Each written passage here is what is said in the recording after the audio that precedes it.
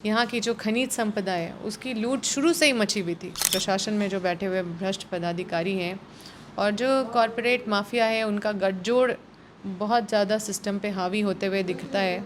ये बात को बिल्कुल नज़रअंदाज नहीं किया जा सकता है कि झारखंड में आज सबसे ज़्यादा अगर बड़ा कोई समस्या है तो वो विस्थापितों का समस्या है। कांग्रेस नेता और बड़कागांव की पूर्व विधायक अंबा प्रसाद हमारे साथ हैं। बड़कागांव क्षेत्र में माइनिंग से हो रही समस्याओं को लेकर अपनी आवाज़ उठा रही हैं।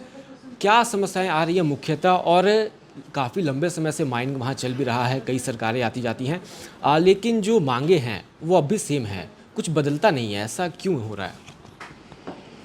देखिए, झारखंड में आज से नहीं, बहुत पहले से, जब से झारखंड अलग नहीं हुआ तब से ही मतलब यहाँ पे जो झारखंड के संसाधन हो गया, माइंस मिनरल वाला हमारा स्टेट है, यहाँ की जो खनिज संपदा है उसकी लूट शुरू से ही मची हुई थी।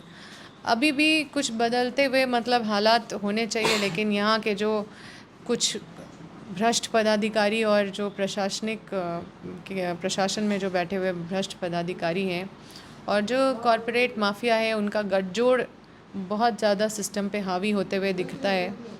और इस वजह है कि इसी वजह से विस्थापितों की सुनवाई नहीं हो पा रही है।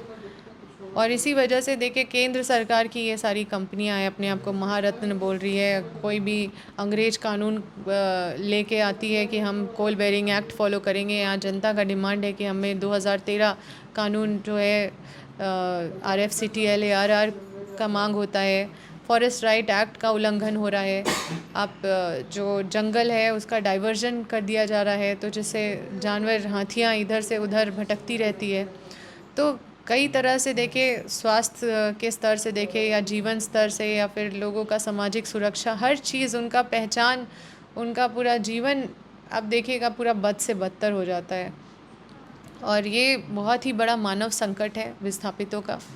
वो जो मतलब जो प्राइस वो पे कर रहे हैं विकास के नाम पे, जो मूल्य चुका रहे हैं वो विकास के नाम पे, वो बहुत ज़्यादा मतलब भयावह मूल्य है, जो एक अमानवीय तरीके से उनके ऊपर ये बोझ डाला जा रहा है। और ये सरासर अन्याय है जो उनके साथ किया जा रहा है। और उचित मुआवजा उनको मिलना चाहिए। ज़मीन के बदले उनको एक वैकल्पिक सुविधा देना चाहिए। उनको बाध्य नहीं करना चाहिए, बाइजबरन उसका ज़मीन नहीं छीनना चाहिए।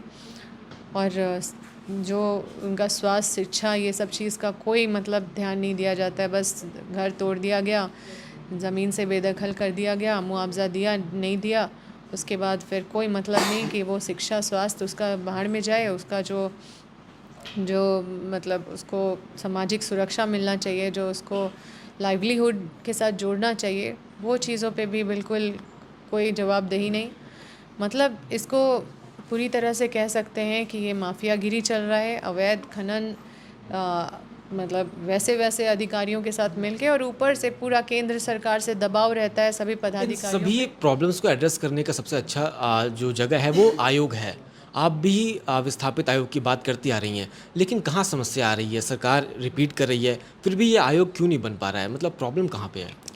देखिए, विस्थापन आयोग का डिमांड हमने किया था विधानसभा में। जब हम विधानसभा में थे तो विस्थापितों का मामला हमेशा उठाते रहते थे। आज सदन में विस्थापन का मामला नहीं सुनने को मिलता है। आज इन सब चीज़ों की गूंज सुनाई नहीं देती है। लेकिन ये बात को बिल्कुल नज़रअंदाज नहीं किया जा सकता है कि झारखंड में आज सबसे ज़्यादा अगर बड़ा कोई समस्या है तो वो विस्थापितों का समस्या है, जिससे सब आंख बंद करके बैठे हैं, या इनकी आवाज़ जगह तक नहीं पहुंच पा रही है, या फिर आप लोग भी रांची तक सीमित रह रहे हैं, आप लोग भी माइनिंग एरिया नहीं जा पा रहे हैं, आप लोग भी विस्थापितों का जो है, जो हालात है उसको कवर नहीं कर पा रहे हैं। और हम लोग लगातार ये लड़ाई लड़ रहे हैं। आज 5 लाख जो मुआवजा लोगों का मिलता था, लड़ लड़ के 25 लाख मुआवजा हम लोगों ने बढ़ाया है।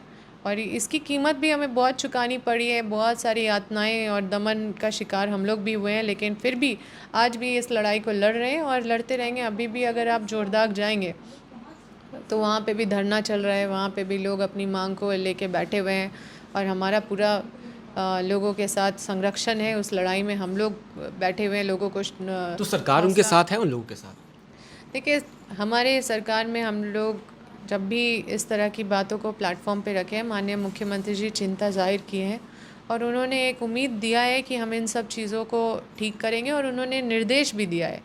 लेकिन क्योंकि अभी हम विधानसभा में के सदस्य नहीं हैं, लेकिन इन सब चीज़ों को में कोई अभी तक बदलाव नहीं देख के हम इन सब चीज़ों पे लगातार अभी भी संघर्ष कर रहे हैं। और हम आपके माध्यम से और ख़ुद भी माननीय मुख्यमंत्री जी के पास जाके इन सब चीज़ों को अवगत कराते रहेंगे, और इस लड़ाई को मतलब हर पैमाने तक लेके जाएंगे, ताकि उनके साथ जो अन्याय हो रहा है उसको न्याय में तब्दील कर सकें। आपने अभी जिस जगह का मेंशन किया वहाँ आप खुद भी जाने वाली हैं आगे जाकर के और उनका साथ देने वाली हैं? देखिए, हम तो उसके साथ ही हैं। वहाँ पे मेरी माँ पूर्व विधायक श्रीमती निर्मला देवी जी वहाँ पे बैठी हुई हैं धरना में। पूर्व मंत्री श्री योगेंद्र साहू जी कई सैकड़ों हज़ारों लोगों के साथ बैठे हुए हैं। हमारा वहाँ पे संघर्ष जारी है। हमारा बस एक ही मांग है, आप 2013 फॉलो कीजिए, सही न्याय उचित मुआवजा दीजिए, लोगों के लिए वैकल्पिक सुविधा दीजिए, जो पुनर्वास की नीति है उसको अच्छे से अपनाइए, उसकी अनदेखी ना करें। आप आते हैं, आप इमरजेंसी विकास के नाम पे आप सीधा रौन देते हैं और लोगों को बाइजबरन मतलब उनका ज़मीन को छीन लेते हैं, उनका घर तोड़ देते हैं। लोग के पास रोने का कोई मतलब के सिवा कोई दूसरा विकल्प नहीं है। फिर अभी जो उनका जो स्तर है, जीवन स्तर, वो बद से बदतर दिखता है। विकास उनका भी हक है, और विकास के नाम पे उनके जीवन का विनाश नहीं होना चाहिए। बहुत बहुत शुक्रिया बातचीत के लिए। धन्यवाद।